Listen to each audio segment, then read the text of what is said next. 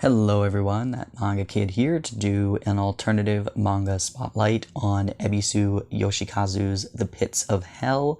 This is released by Breakdown Press.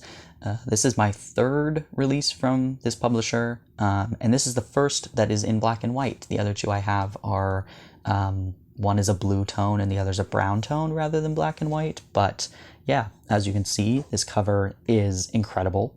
Really, really ridiculous. It says, finally published, the horribly infamous, most ridiculous work in the history of manga. I've read some pretty horribly ridiculous things in manga, and this one is definitely up there. This was amazing. Sometimes you read, and I say this in almost every alternative manga spotlight, but sometimes you read alternative manga, and the concept of it is so, like, I don't know, it's so out there and you don't really know what you're reading, and sometimes it takes a couple times reading it through to really understand what the mangaka is going for or what you personally take away from it, and this is not the case with The Pits of Hell. I think anybody who reads this can relate to what's happening in this and find a way to reconcile the ridiculous, over-the-top, violent imagery with their everyday life. The Pits of Hell focuses a lot on workplace, stress, frustration, and I think there's some relationship stuff in here too, but for the most part, a lot of the really key kind of stories that I remember, at least from this, are ones that relate to the workplace. And that feeling of like, I come here every day, I do the same thing every day, I get paid not enough to do my job, and I go home to a family I don't really like, or it's just the monotony of it and the ridiculousness of like having to follow a boss who doesn't understand what your job actually is. Or in one case, I think the first story is about a school teacher and his kids that he teaches just don't respect him at all. And so he loses his mind and starts murdering people.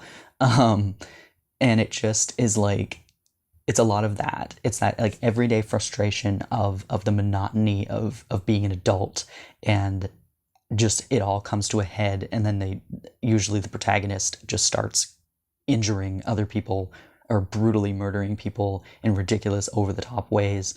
And it's fantastic. It is so good. And the interview at the end with, or it's not an interview, sorry, it's a bunch of essays. Yeah, so there's 3 essays at the end. Why Is This So Good by Minami Shinbo, about these comics by the mangaka himself, and then Damn All Gamblers to the Pits of Hell by Ryan Holmberg. All 3 essays are amazing. Really, really, really enjoyed them, and all the manga in here was also incredible. I think that, so this is the one about the school teacher who's just not, he's frustrated and he just starts abusing the high school students that he's teaching, or they might be middle school, I don't know. And then here's one about a company president who's trying to get his workers engaged, and they just want to sleep the whole day, and it's the whole world is just full of salarymen who just go to work and they sleep and they're all exhausted. And it's just kind of a commentary. This whole manga just feels like a commentary on the workplace culture in Japan and gambling. I forgot to mention that as well. This mangaka is heavy into gambling, and the essays in particular go into a lot of that. And so this one here is about gambling and the boat races. But yeah, so it's a lot about workplace and gambling stuff. And but the art is so incredible. The imagery is so interesting, and it just is, the whole thing. There's actually quite a bit of dialogue, to be honest, but it doesn't take very long to read. And now with most alternative manga, especially like the short stories, which a lot of them are, I typically read them in one sitting. I just kind of sit down with the book and I read the whole way through it, however long it takes me. And this one, I didn't do that. And I think I read it in 3 sittings, and it's not that large of a book. So I'd read a couple of the short stories and then I'd put it down, and I was trying to figure out if that was because I wasn't enjoying it, or I was enjoying it so much I didn't want it to end.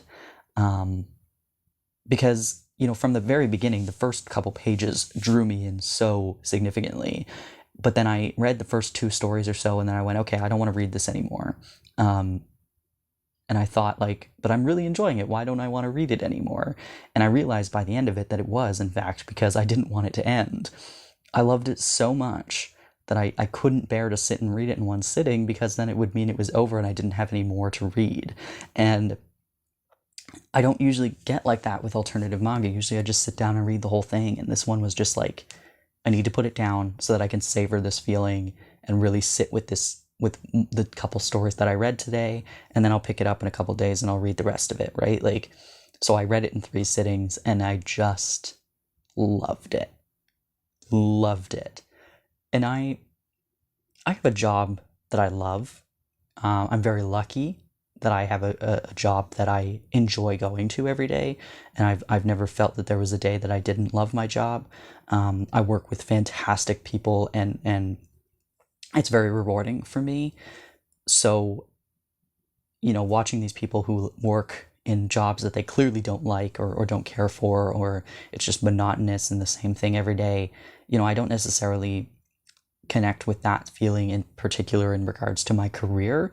But like I said, I think that anybody can read this and find something that they relate to, because nobody's life is perfect. Nobody's life is peachy 24/7.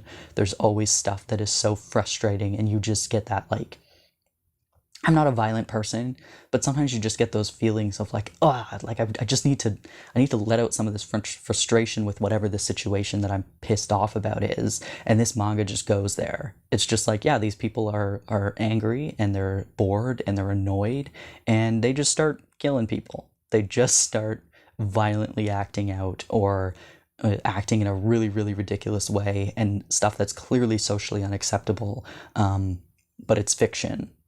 And it's fine that they behave that way because it's fiction.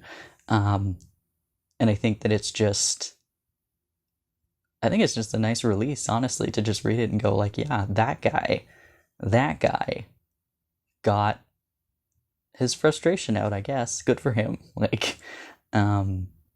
Yeah, it was just so fascinating. I loved every single second of it. And I look forward to reading this again in the future. Totally worth every penny I spent on it.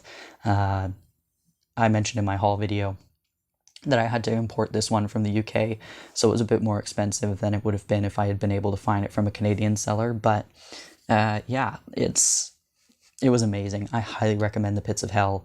If you've read anything else by Ebisu Yoshikazu, I'm not sure if he has anything else that's released in English or not.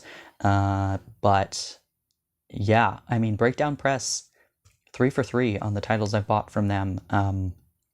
Really, really enjoyed them. So yeah, if you have any other alternative manga you would like to recommend, I would love to hear it. But thanks for watching otherwise. Have a good one.